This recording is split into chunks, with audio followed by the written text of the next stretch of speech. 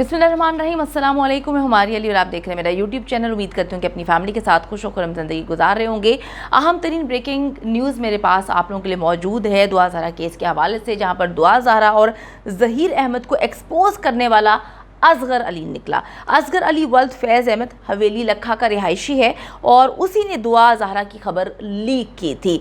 दुआ ज़हरा तो कभी भी मंजर आम पर ना आती और ना ही ज़हीर अहमद जो है वो कहीं से भी पकड़ा जाता, उसको मोहरा बनने की ज़रूरत ना पड़ती अगर असगर अली जो है बेवकूफ़ी ना करता।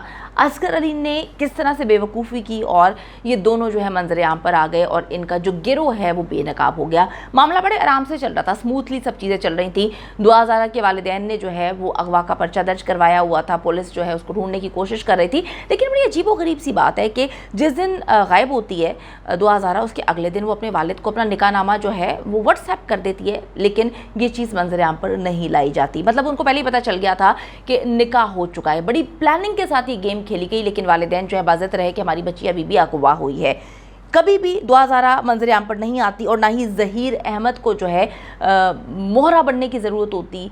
कोई भी जो है उसको कोई भी बात कहता या जो है वो वकील को सामने आने की ज़रूरत पड़ती। ये सारा का सारा खेल बिगाड़ा किसने? असगर अली की बेवकूफ़ी ने। असगर अली यकीनन इन अफराद में शामिल नहीं है जिन्होंने दुआ ज़हरा को जो है वो कराची से लाहौर लाए हैं, यानी कि मुबैना तौर पे ये निकाह का हिस्सा तो है, लेकिन ये दुआ ज़हरा के अगवा में शामिल नहीं था। ये उस वक्त वहाँ पर नहीं था, ये कराची से उसको लाहौर नहीं लेकर आए। असगर अली का कहना है कि मुझे नहीं मालूम कि दुआ को कराची से लाहौर कैसे लाया गया, यानी कि मैं उन लोगों में शामिल ही नहीं हूँ जिसने दुआ को अगवा किया। लेकिन जी इसकी बेवकूफ़ी की वजह से ये सारा का सारा प्लान जो है वो चौपट हुआ। ना ये बेवकूफ़ियाँ दिखाता, ना ये अजीबोगरीब किस्म की हरकत करता, तो इस जो गिरोह है ये बेनकाब ही ना होता। दुआ ज़हरा को जहाँ पर इन्होंने पहुँचाना था वहाँ पर पहुँचा देते। कुछ पॉइंट्स हैं, जब आप इन पर आज की वीडियो में मैं ये डिस्कस कर रही हूँ, इसको ज़रा सा भी सोचेंगे तो आपको सारी की सारी कहानी जो है बड़े आराम से समझ आ जाएगी। मेरी टीम ने बहुत मेहनत करके इन पॉइंट्स को निकाला है और हमने इस पर बहुत रिसर्च की। फिर सोचा कि ये बातें हम सबको तो मालूम है, आवाम को भी मालूम है, तो फिर तहकीकाती इदारे आंखें बंद करके क्यों बैठे हुए हैं? जी गौर से आपने ये चंद सवालात हैं जो हमने बनाए हैं, इनको गौर से आपने समझना है और सुनना है। जिस गाड़ी में दुआ ज़हरा को उठाकर लाया गया वो गाड़ी कौन चला रहा था? क्योंकि जी कराची से लाहौर के रास्ते में बहुत सारे जो है सीसीटीवी कैमरे लगे हुए, चेक पोस्ट आती है। फिर कहीं पर भी उस ड्राइवर की, उस गाड़ी की जो है फुटेज हासिल क्यों नहीं की गई या करना ही नहीं चाहते थे? तो दोनों जो है बच्चे वहाँ पर मौजूद थे उस गाड़ी में। ज़हीर कहता तो यही है कि मैं नहीं था, लेकिन ज़हीर पूरे गैंग के साथ, जिसमें एक औरत थी, 2 मर्द थे, पूरी इन्होंने एक झूठी फैमिली बनाई थी और कराची से वहाँ से दुआ को यहाँ पर लेकर आते हैं। बाकी लोगों की तस्वीरें नहीं आ सकती शायद, लेकिन कैम में जो सीसीटीवी कैमरे हैं जो चेक पोस्टों पे रुकते थे उसमें उस ड्राइवर का और गाड़ी का तो सब कुछ आ सकता है, लेकिन वहाँ पर किसी की तवज्जो ही नहीं है, किसी ने ढूंढने की कोशिश नहीं की। दोनों दोस्त हैं, यानी कि दुआ ज़हरा और ज़हीर, इन दोनों की दोस्ती बकौल इनके 3 साल से चल रही है, लेकिन लड़के के अंदाज से कहीं से भी नहीं लग रहा कि वो दुआ से जो है वाकिफ़ है। वो कौन शख्स है जो किसी से मोहब्बत करता है, किसी से दोस्ती करता है, रोज़ का 5-5 6-6 घंटे इनकी बातचीत होती है और फिर वो एक नज़र भी दुआ को ना देख रहा, उसको इग्नोर कर रहा, उनको पता ही नहीं, केमिस्ट्री नहीं है उनके बीच में। इनकी दोस्ती पबजी पर होती है, इसके सबूत कहाँ पर है? जो इनकी चैट हिस्ट्री है वो सामने लानी चाहिए, वो देखनी चाहिए, उसमें देखना चाहिए कि जी क्या बात होती है। आया वो ज़हीर से बातें भी करती थी या इनके गैंग ने किसी और शख्स को आगे किया हुआ था इसको ट्रैप करने के लिए? दुआ का बयान स्क्रिप्टेड क्यों है जनाब? हर मीडिया फोरम पर रट्टे रटाए जुमले वो बोल रही है। दूसरी तरफ आप निम्रा को देख लें, वो कितनी खुश है और नज़र आ रहा है कि जी ये पसंद की शादी है। निम्रा को देखकर अंदाज़ा होता है कि पसंद की शादी है और दोनों एक दूसरे से जानते हैं और मोहब्बत उनकी नज़र भी आ रही है। इस सब को देखते हुए क्या ऐसा नहीं लग रहा कि किसी तीसरे बंदे ने ये शतरंज नुमा खेल जो है रचाया है और इन बच्चों को बतौर मोहरा इस्तेमाल किया गया है? हम सबको ये बातें समझ आ रही हैं, लेकिन तहकीकाती इदारे जो हैं वो बिल्कुल खामोश हैं। उनको ये चीज़ें समझ क्यों नहीं आ रही?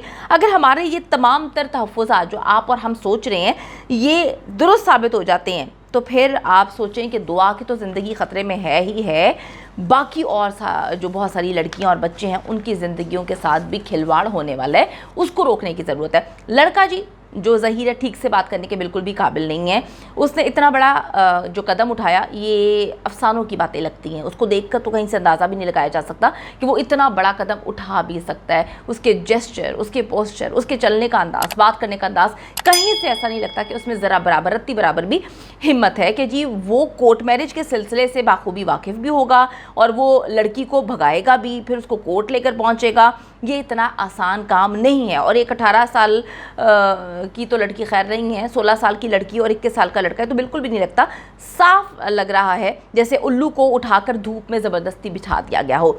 लड़की के वालिद ने लड़की के हवाले से तमाम तर डॉक्यूमेंट्स, कागजात, एक एक चीज़ सबूतों समेत जो है वो सामने रख दी है कि वो 18 साल की हुई नहीं। अब सवाल ये है कि कौन सा कानून इस बात की इजाज़त दे रहा है कि जो उनकी बेटी 14 साल की है उनके मुताबिक उसकी कोर्ट मैरिज हो सके। ये भी बड़ी अजीबोगरीब किस्म की बात है। निकाह नामे पर दोनों ने एक जैसे दस्तखत जो है कर रखे हैं। क्यों?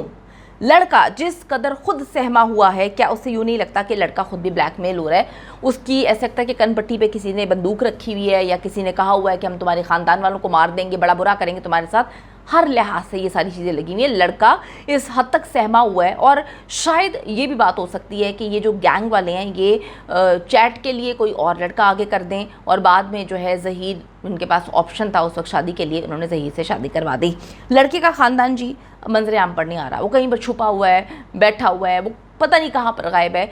10 दिन तक लड़की जो है उनके पास रहती है लेकिन वो मंजर आम पर नहीं आते। वो पुलिस में जाकर नहीं बताते कि जी जिस लड़की के अगवा का ढंडोरा पूरी की पूरी दुनिया में पिट चुका है, वो लड़की तो हमारे घर में 10 दिन से सुकून से रह रही है, क्योंकि सुकून से रह नहीं रही होती। अच्छा जी, इस ख़ानदान पर किसका प्रेशर है, किसका दबाव है मुसलसल कि ये लोग चुप करके बैठे हुए हैं? पहले भी 10 दिन चुप करके बैठे रहे और अब भी। लड़के की जहानत, जसामत और तेवर बिल्कुल इस फेल के बरअक्स हैं जो इसने गुल खिलाए हैं। गुल खिलाए इन द सेंस बड़ी हिम्मत की बात होती है।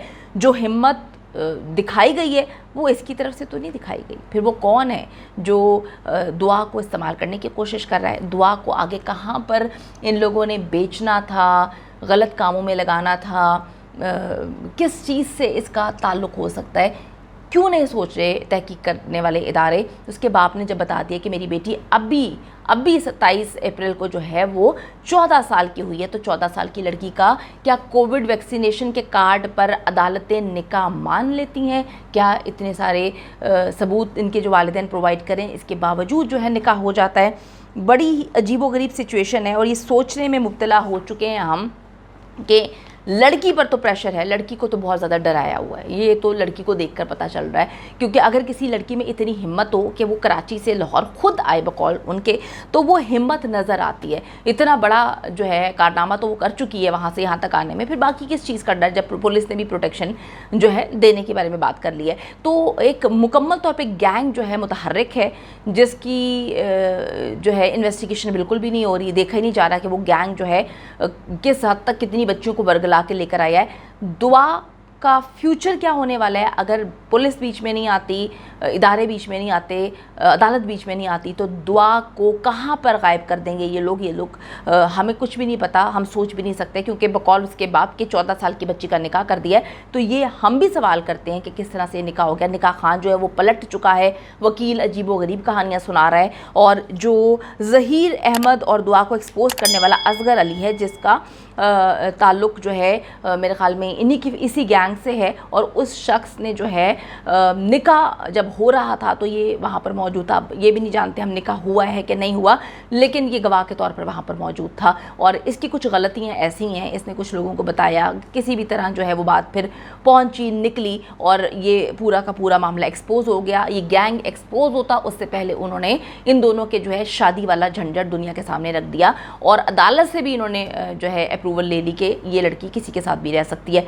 लड़की इस वक्त कहाँ पर है, किसके साथ रह रही है? लड़की को दारुल अमान जब पुलिस कह रही थी भिजवा दे, तो क्यों नहीं भिजवाया गया? बहुत सारे ऐसे सवाल आते हैं जो इस मासूम बच्ची की ज़िंदगी को ख़तरे में, इसकी ज़िंदगी है वो उसकी तरफ इशारा कर रहे हैं।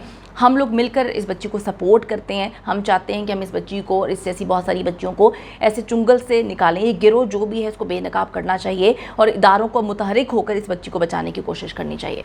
उम्मीद करती हूँ कि वीडियो पसंद आई है। कमेंट सेक्शन में जाके जल्दी से अपनी राय का इजहार करें, वीडियो को ज़्यादा से ज़्यादा शेयर करें, मेरे चैनल को सब्सक्राइब करें। और पाकिस्तान एक खूबसूरत मुल्क है, उस खूबसूरत मुल्क के हवाले से मैंने एक चैनल बनाया है, उसको पिन कर दिया है, लिव लाइक मारिया। जल्दी से जाके उसको भी सब्सक्राइब कर लें।